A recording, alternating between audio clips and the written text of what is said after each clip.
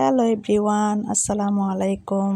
সবাই কেমন আছেন? Welcome back to my channel cooking লাইফস্টাইলে সবাইকে স্বাগতম। তো আবারও নিয়ে চলে আসলাম তেহেরি। তো আজকে আমি শুক্রবারের দিনে সবার জন্য তেহেরি রান্না করতেছি। তো আপনারা সবাই দেখুন আমি কিভাবে তেহেরিটা রান্না করি। তো একটা পাতিল আমি বসাই দিচ্ছি, ওইখানে আমি সয়াবিন তেল দিয়ে দিলাম। তারপরে আমি পেঁয়াজ বাটা, রসুন বাটা সব কিছু বেটে আমি দিছি। তারপরে হচ্ছে লবণ, যত মশলা লাগে সব কিছু দিয়ে আমি ভালো করে কষিয়ে নিলাম। তো বন্ধুরা, তো দেখুন তো আমার তেহেরি রান্নাটা কেমন লাগলো আপনাদের কাছে। তো এখানে আমি মাংসটাকে কুটে ভালো করে গরম পানি দিয়ে ধুয়ে রাখলাম। এখন আমি সেটাকে মশলার মধ্যে দিয়ে দিলাম, এটাকে ভালো করে কষিয়ে নিলাম।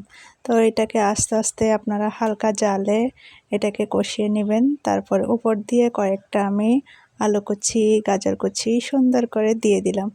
তো বন্ধুরা দেখুন, আস্তে আস্তে এটাকে আমি হালকা আছে এটাকে আমি কষিয়ে নিলাম। তারপর একটা কাঁচামরিচ দিয়ে দিলাম।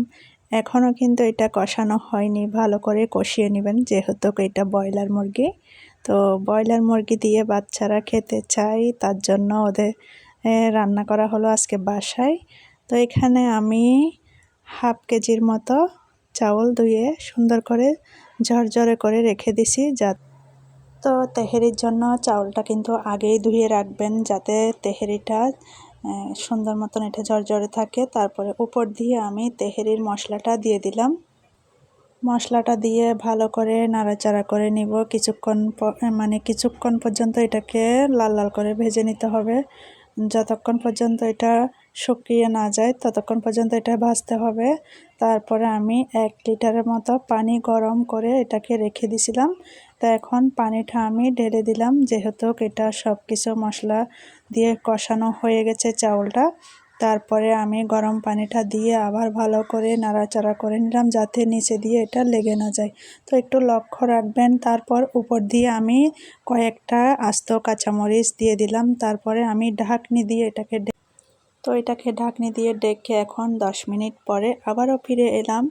এটাকে আস্তে আস্তে করে নাড়াচাড়া করতে হবে, লক্ষ্য রাখতে হবে যাতে নিচে দিয়ে লেগে না যায়। এখন আমি দিয়ে দিলাম লেবুর রস দিলে কি হয়, মানে ঝরঝরে থাকে বিরিয়ানিটা। তো এখন দেখুন বন্ধুরা আমার বিরিয়ানিটা কি সুন্দর হয়েছে, মাশাআল্লাহ মাশাআল্লাহ, খেতেও কিন্তু। তো তেহেরিটা এখন হয়ে গেল, এখন আমি প্লেটে সাজিয়ে নিলাম। তো এখন এটা প্লেটের মধ্যে তেহেরিটা দিয়ে তারপরে হচ্ছে এখন আমি 2টো ডিম দিয়ে দিলাম। তারপরে হচ্ছে গাজর, শসা, টমেটো সব কিছু দিয়ে পেঁয়াজ বেরেস্তা দিয়ে একটা লেবু দিয়ে এটাকে পরিবেশন করে নিলাম। তো বন্ধুরা দেখুন তো আজকের তেহেরিটি আপনাদের কাছে কেমন লাগলো। আল্লাহ হাফেজ।